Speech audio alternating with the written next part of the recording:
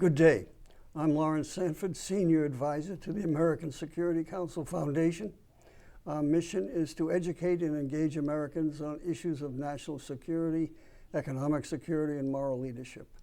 Our motto is peace through strength. And today I'm delighted to have with us as our guest Commander Peter Bissonnette, who was a retired Navy pilot and graduate of the Academy 2002. 2002, just yesterday.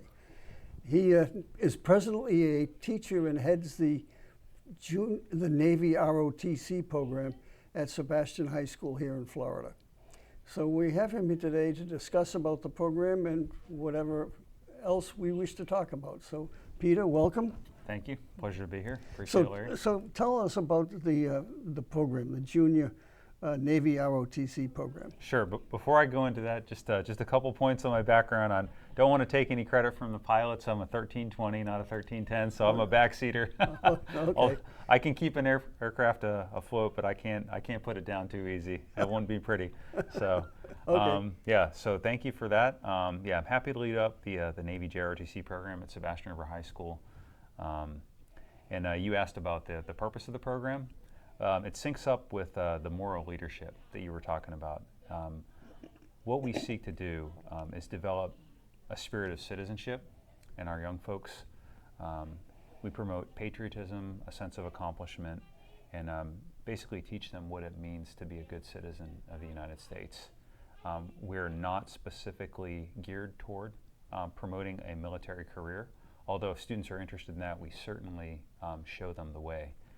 But what we really want to do is make sure that kids have a plan for their life where they can be a productive citizen, both for our country's sake and for their own sake, so that they can live up to their full potential in life. Do any of the students end up going into the military after graduation? Yeah, absolutely. Matter of fact, we have two students right now who are at the U.S. Naval Academy. One just graduated last year, Midshipman Kai Edwards. He was a fantastic student. He was in the top 10 of his class. He was a great addition to our unit. He was the operations officer there, and he really did a fantastic job just keeping the unit operations running. And previous to him, there's another kid up at the Naval Academy right now. His name's Midshipman Lawrence Kim. Matter of fact, he's the son of the folks who run John's Produce here in town. Oh. So yeah. But he's doing a great job there as well. He was our information technology officer at the unit, and he made sure that we were completely set up with all the cadet accounts and everything. So just one more note on that. I gave the kids titles when I was talking about the ones who were at the different colleges. Our unit is run by the cadets.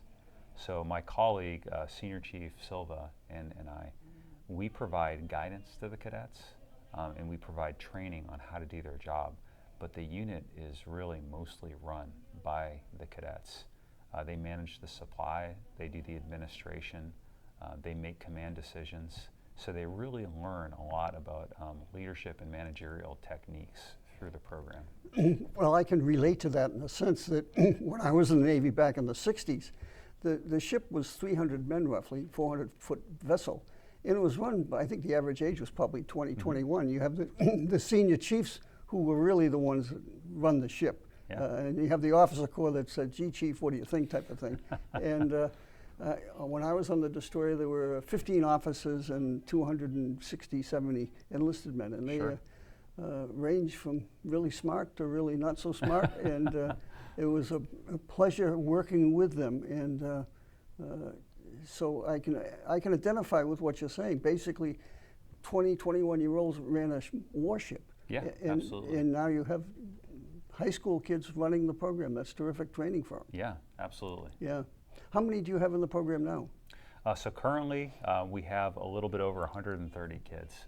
And that number fluctuates depending upon, if kids decide, this really isn't for me. Yeah. Or if, they hear about it through their friends and say, you know what, that sounds pretty interesting. Let me give it a try. But right now we're sitting a little over 130, which is about a 30% increase over the past year or two, which is really exciting for me. And I think that one of the great parts about the kids being involved in the program, in addition to that leadership experience that they're getting, is they get exposed to what it actually means to be in the military. We travel to different military bases, and they get to listen to guest speakers come in and talk about their military experiences. So even if they elect not to be in a military career, which is most of them, frankly, they at least have some appreciation or understanding of what our military does and its function within the broader scope of American diplomacy. So when you went to the military base, for example, what's the most recent military facility you folks visited? Jacksonville? So no, Patrick Space Force Base is the one that we've been to most recently. It used to be Patrick Air Force Base, which is the closest one to us. So as we seek to build our funds, we'd like to branch out a little further, take them to potentially Naval Air Station Key West, or over up to Jacksonville, NAS, or potentially Naval Station Mayport, maybe over to MacDill on the West Coast, to just give them kind of a broader exposure to different military bases and what they look like. Yeah. Well, you had an interesting career in the Navy too. You were living in Australia, you lived in Japan. So I never got to live in Australia, unfortunately. I did get to visit a couple times. So yeah, I mean, it was interesting to me. I don't know if it'd be interesting to anybody else, but yeah, I graduated like you had mentioned from the Naval Academy in 2002. Blessed to be able to have that opportunity. Fantastic institution, and I selected a naval flight officer out of there, and went down to Pensacola for initial training. After I finished that, I went to Virginia Beach for advanced training in the E2C Hawkeye, and then from there, after I earned wings, they sent me over to Japan, and I got to spend 3 years in Yokosuka. That was a great time. So a lot of flying on carriers, a lot of turning and burning out there, and I was over there while Kim Jong-un, I believe it was Un, I can never remember him or the son, Kim Jong-un, Kim Jong-il. He was launching the missiles over the Sea of Japan and causing quite a stir over there. So that was an interesting time. Got to participate in a lot of exercises. Got to visit Hong Kong, Guam, Sydney, Australia, both coasts of Australia, Perth too, and really enjoyed that time with my wife and family. And then after that tour was complete, we moved to Jacksonville, Florida, where I got to be a Navy ROTC instructor at the collegiate level. Oh. Yeah, so I spent a couple of years there at Jacksonville, and at that point, my wife and I were trying to decide what our next move was. And she decided that aviation was a little dangerous, and I mean, you spend enough time in aviation, and you lose a few friends, and a couple close friends of ours had lost their lives in aviation accidents, and she said, "Hey, we've got 4 kids now. Maybe you could find something a little less dangerous to do." And so I got involved in human resources in the Navy. And they elected to send me to the Naval Postgraduate School in Monterey. Oh, wow. Yeah, so I went out there and earned a master's in human systems integration. Thanks to the Navy for that one. I really appreciate it. Had a great time. Yeah. Went on to command a MEPS in Amarillo, Texas for a couple of years, which is an amazing opportunity. What is that? A military entrance processing station. So whenever someone enlists into the military, they have to, the recruiters bring them to the MEPS. And basically, they make sure they're physically, mentally, and morally fit to join the military. So after the MEPS, I got a tour of duty at the Navy Manpower Analysis Center, which basically determines the proper strength and manning for the different vessels and shore activities for the Navy. Did that for 3 years, managing the ship production. And then from there, I spent a tour at the Defense Equal Opportunity Manpower Management Institute and at Patrick Space Force Base, and I learned a lot there. I was the chief of staff for a couple of years, so got to be involved with that. And after DIOMI, I went to Scott Air Force Base, and at Scott Air Force Base, I was the division is the division chief for manpower strategy and data analytics. So what years are we talking about now? Where are we now? Yeah, that's going to be 19 to 22, and that took me right up to retirement. That was when COVID was happening. So, I think that my wife and I jointly decided it was time to hang up the spurs and spend more time with family. So we did that, and I came down here, and that was the end of my active duty Navy career. In the human resources, did you see the recruitment angle? Did you see the diversity, equity, and inclusion, the DEI, being a factor in the recruitment things when you were there? So I can't speak directly to that for two reasons. Number one, being a MEPS commander, I was not directly involved in the recruiting aspect. So if recruiting is the pump, MEPS is the filter. So we would filter people out, and that is a very cut and dry process. Okay. There's no DEI that goes into that. It's a matter of, do you meet the standards or do you not meet the standards? Which is as it should be. As far as the recruiting aspect goes, I think that there was a push to advertise more to minority institutions and minority represented communities, but I don't think that there was, at least not from my observation, there wasn't any lessening of standards or anything along those lines for anyone on the basis of anything other than performance. Well, the Navy, as all the military units, are having recruiting shortfalls. So, sure. Do you have any thoughts on that at all, or just times are changing? And it's honestly, it moves in cycles. So whenever the economy does well, we tend to have a tougher time recruiting, and then when hiring dries up, we tend to have an easier time of it. Yeah. And that pattern generally holds true throughout time. What I will say is the level of physical fitness has been a challenge as the number of Americans who are overweight and obese has increased. Folks who aren't quite as physically fit sometimes have a challenge meeting the physical standards to get in. But a lot of the folks who are interested in joining the military, if they have the tenacity, they can meet the standards to get in. So, yeah.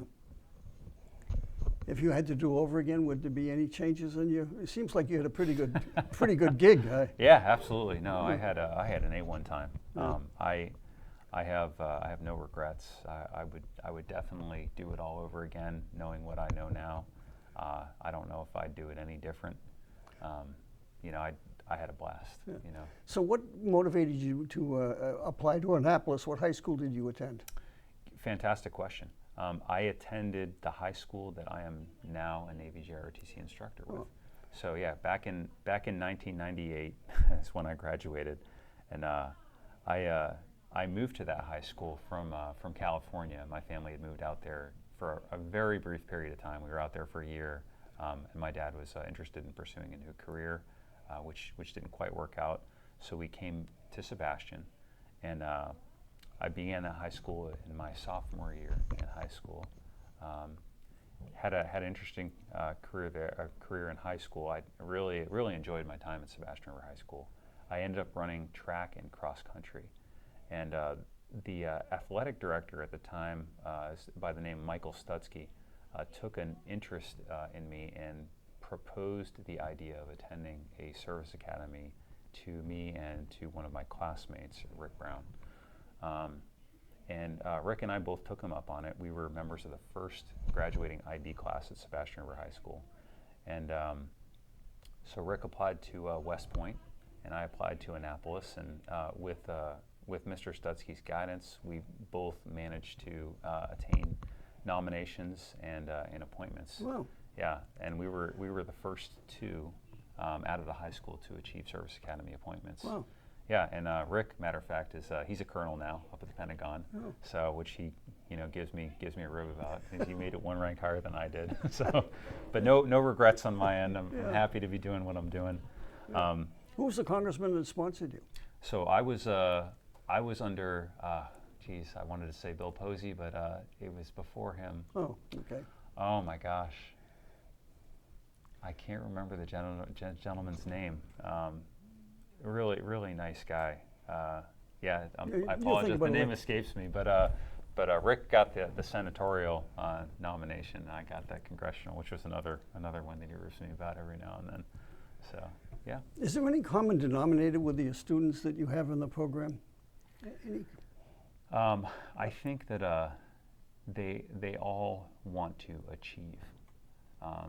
The kids who really stay with the program, they really they have a tenacity about them. They care about achievement. They care about doing well. How often do you meet? For ROTC? Yeah. Daily.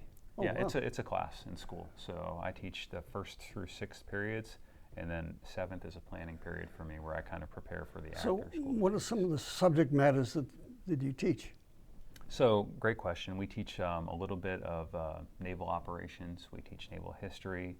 We teach leadership and ethics, and we also teach them, how to run the unit.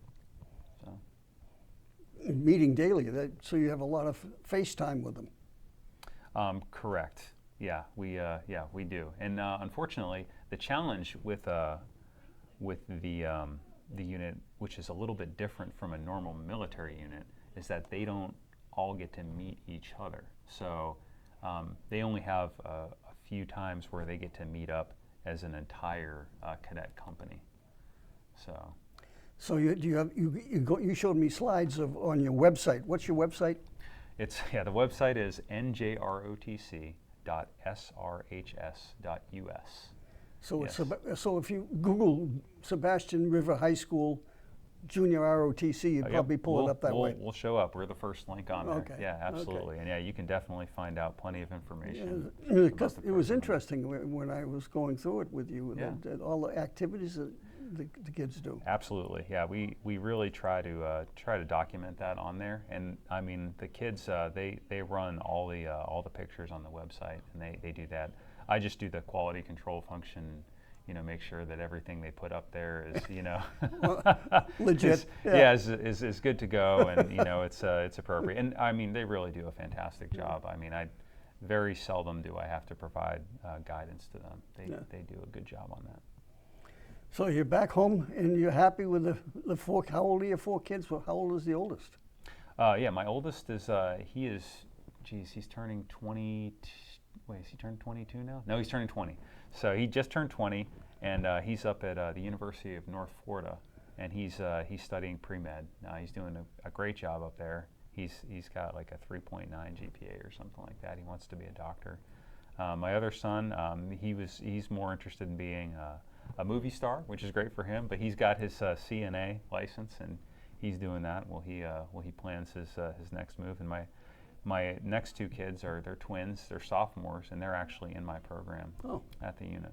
And then my youngest she's in the charter middle school here in Sebastian. Oh, so you have 5 children. I do. Oh. Yes. Yeah. Keeps you busy. Yes, it does. Yeah, my wife and I both, and she gets the lion's share of the credit for that. Yes, Yeah. as always. Yes, of course. Yeah.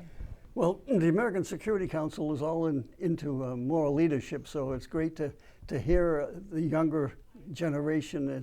There's hope from the younger generation. Absolutely. Yeah. Yeah. That's so great. yeah, they that's probably one of the best parts about the program is we really try to imbue in the younger folks a sense of service. I mean, we do community service. We probably over 1,500 hours a year of community service in the local community with different organizations.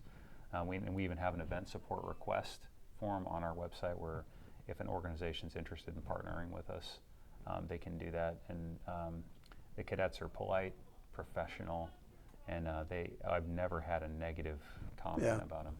Well, I'm a member of the Military Officers Association of America, and their motto is never stop serving. There you so go. Yeah. It's not only in high school are they serving, but hopefully it will instill in them the agenda to serve all their life in whatever way they want to do it, actually. Yeah, and you had mentioned a common denominator. That is another one. They're all motivated towards service. Yeah, I would think they're probably a cut above average as far as student achievements too. But in general, yeah, they tend to have a higher average GPA than the student writ large at the high school. But that said, I mean, that is not specifically what we're interested in. We have students who are at the lower end of the GPA spectrum who, you know, they might not be fantastic at getting good grades, but they might be a fantastic individual at communicating with other people, or just in their desire to serve and like their level of energy and enthusiasm that they bring to it. Not everything like that can be graded. Yes. You know? Some of the most successful people I know in life weren't particularly good students. Absolutely. In 100%. Yeah, yeah. Yeah, and it's difficult. It's difficult to assess those qualities in a statistical way. It doesn't lend itself way to measuring it on paper. Well, one of the characteristics I'd use in my experience with successful people is they're all disciplined in their own way, and I think this program that you're involved in certainly instills discipline in a way. Absolutely. So I don't care whether you're a cook or a writer or a businessman. Discipline is a key ingredient in everything that you do. Absolutely, Yeah. 100%. Yeah. So, what can I say, Peter, except thank you very much for being here. Anything else you'd like to add? Or? I'd just like to say that if anyone watching this is interested in partnering with a JROTC program in their area, I would highly encourage you to just do a brief Google search and reach out to the senior instructor at that JROTC unit and tell them that you're interested in helping out in some way, and maybe just going there to learn a little bit more about it, to interact with the kids, give them an idea of what is out there as far as possibilities go. You know, I can't remember who gave the quote, but a nation depends upon folks who are willing to plant trees whose fruit they will never eat, and that is what giving back to our youth is all about. If you invest in our youth, not just with your financial benefits, but also with your time and your talent, you are contributing to the future of our nation. Thank you, Peter. One of my favorite expressions along the lines of that thinking is, with all the problems in the world, people come to us and say, well, what should I do? And there's plenty of things you can do on an individual basis, but I always like to say that it is better to light one candle than to curse the darkness. Amen. So if you see issues out there, you go ahead and do it. And we at the American Security Council encourage you to support junior ROTC programs and to support American Security Council at www.ascf.us. And checks and donations are always welcome. So thank you very much. Have a good day.